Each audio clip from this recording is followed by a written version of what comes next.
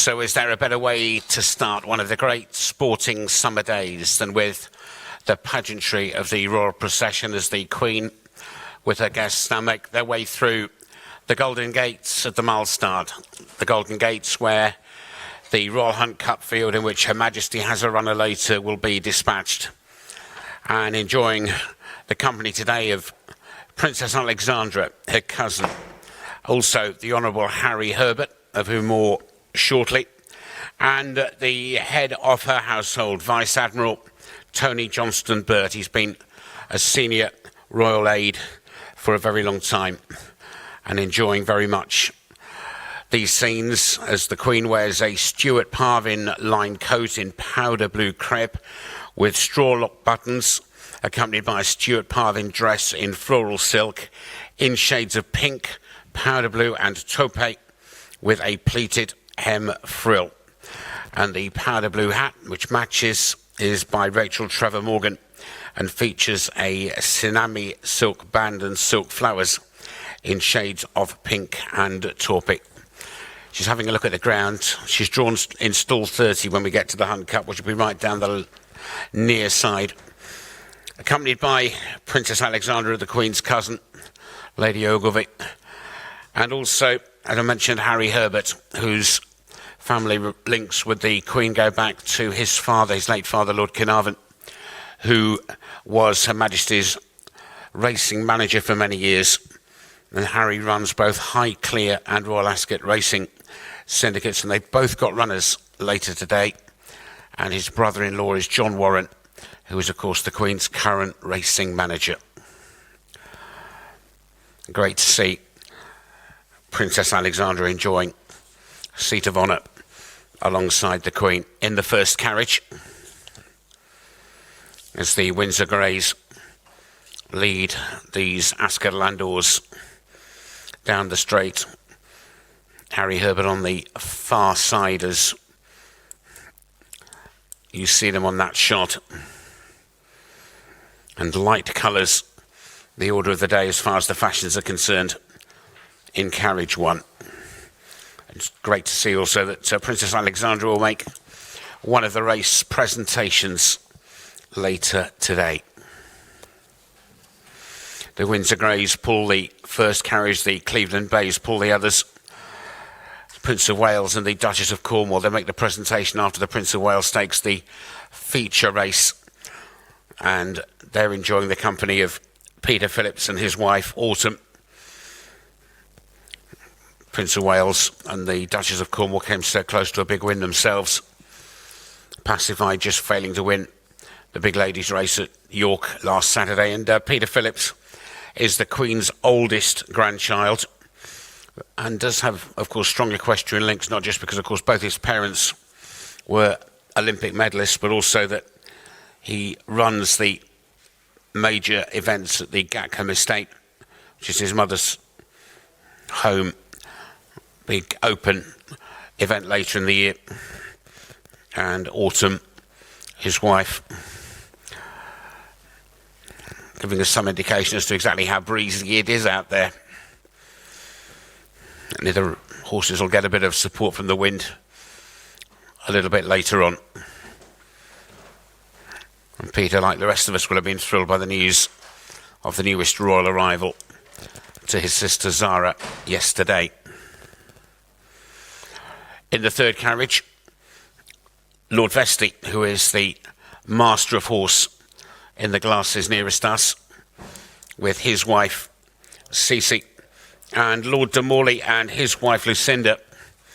Lord de Morley, a former government minister from the Environment Department and the first elected peer to the House of Lords. Lord Vestey has very happy memories of this day as well, because back in 2003 his colours were carried to victory in the Hunt Cup with Macadamia, trained by James Fanshawe and ridden by Dane O'Neill. I'm sure there'll be a lot of talk about the Hunt Cup in the Royal Box later. And also, where do you want to be drawn for one of the great cavalry charges of the week? And they'll be going considerably faster than these Ascot Landors are going, believe you me.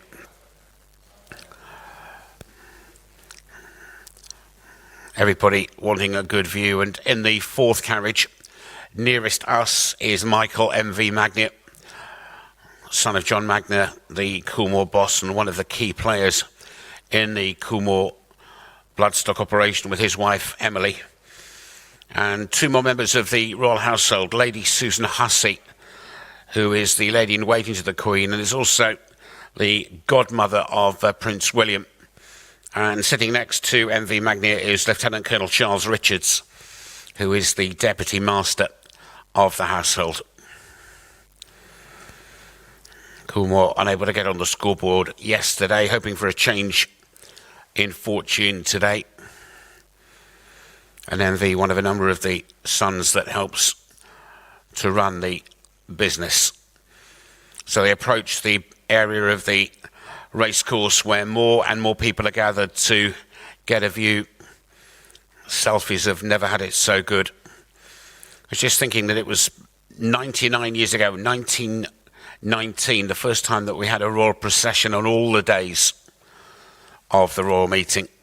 That was done to celebrate the aftermath of World War I and Her Majesty the Queen's first visit to Ascot. Amazingly, back in 1945. She has seniority in the Hunt Cup, of course, enjoying some terrific fortune at the moment with a big win in America, courtesy of Call to Mind, just a matter of days ago. So lunch can wait.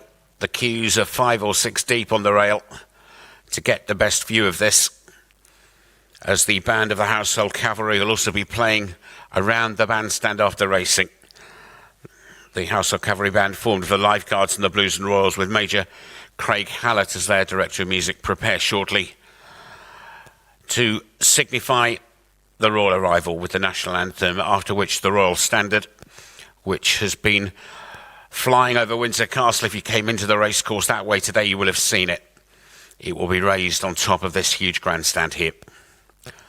A great reception, as always, for the Queen as she arrives. 23 times she's been a winning owner at this meeting, which really is like nowhere else.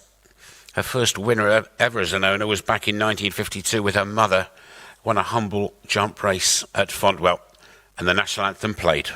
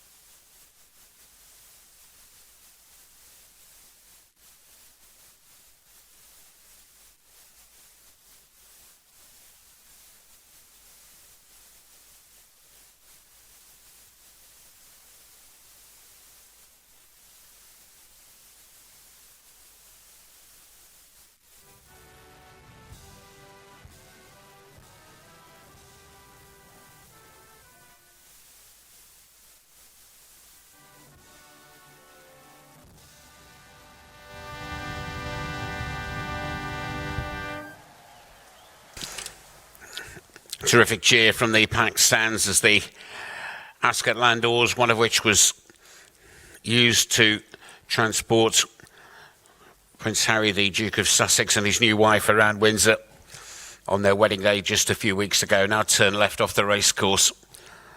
And later today, 6 horses will go down this very walkway in triumph after winning one of the great races here today. And there are more thousands of people waiting to greet Her Majesty when she reaches the bowl cum paddock cum winners enclosure.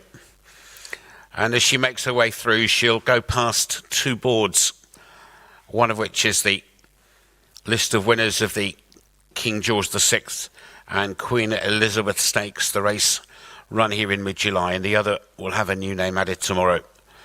The other one is the winners of the Gold Cup. They're the Windsor Greys. Fitting perhaps that you associate that with the royal family, because for the Queen's Diamond Jubilee there were statues of the Windsor Greys put on one of the major roundabouts in this town.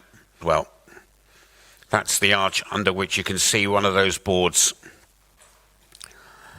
And now what will happen is the procession will turn right, and that allows even more people than ever to get a close-up view and get onto their camera or whatever, a picture to send around the world, because there are people here from all over. The Queen's representative here at Ascot and the chairman of the Ascot Authority awaits to greet her.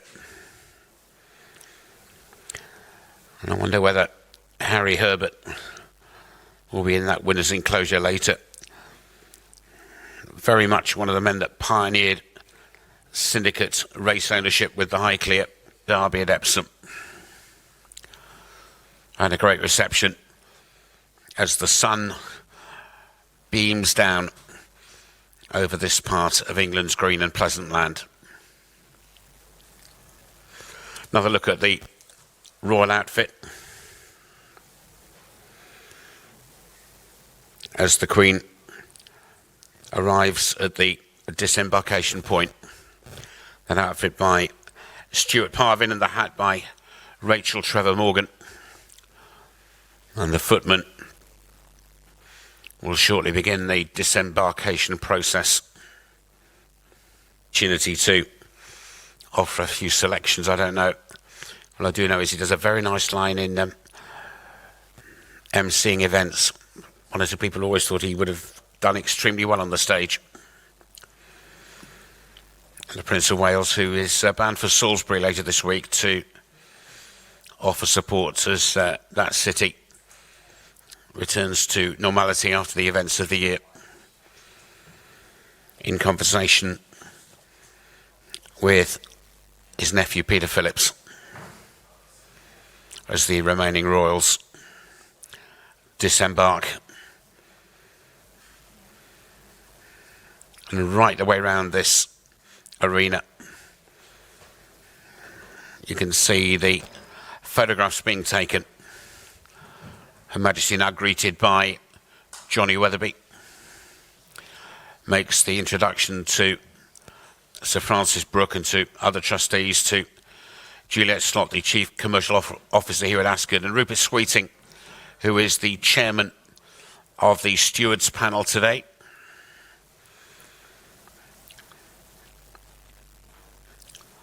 And they now offer greetings to the other members of the royal family. That's probably the best shot of the day of the outfit. Citrus yellow on Tuesday and powder blue on Wednesday. Be a lot of speculation as to what Her Majesty has in mind, of course, for tomorrow, it being Ladies' Day.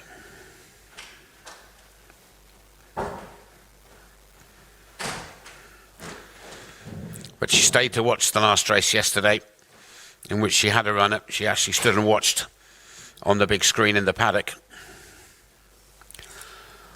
I'm sure we'll see her come down to have a look at seniority. Trained by William Haggis, and just like yesterday, James Doyle will don the royal silks.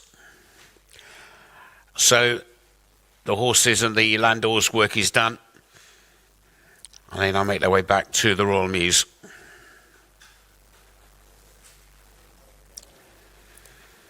And the Queen leads the walk towards the Royal Box. Lord Vesty with her, of course, is a former chairman of Cheltenham Racecourse as well. Master of the horse means he has overall responsibility for the Royal Mews.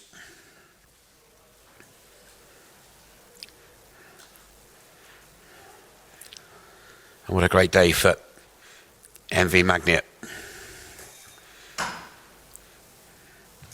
His father, one of the three Coolmore partners, alongside Michael Tabor and Derek Smith,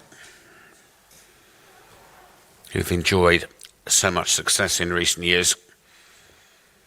MV very much involved in the buying of the horses.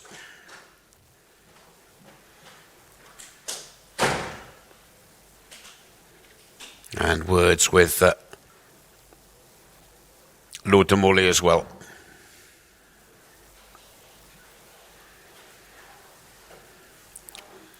But it is time for them to make their way.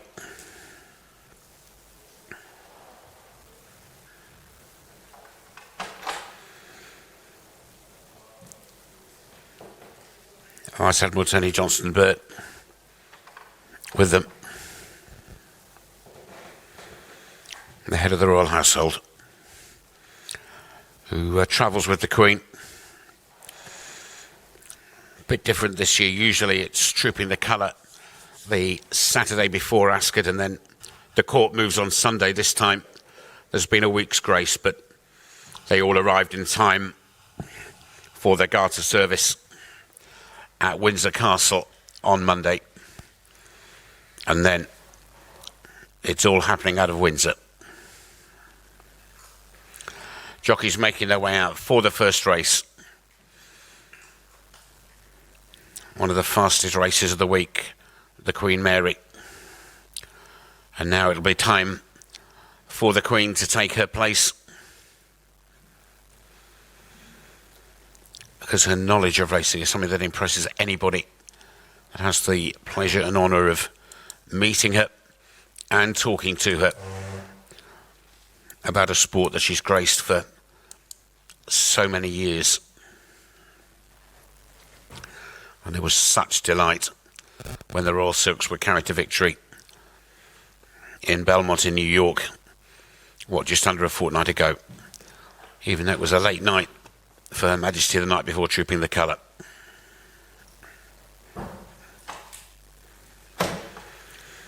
Jockeys walking through to go and talk to connections ahead of the Queen Mary. One of the fastest races for the whole week, not quite as fast as the King's Stand usually, but race for 2-year-old fillies, which has often thrown up a future classic winner.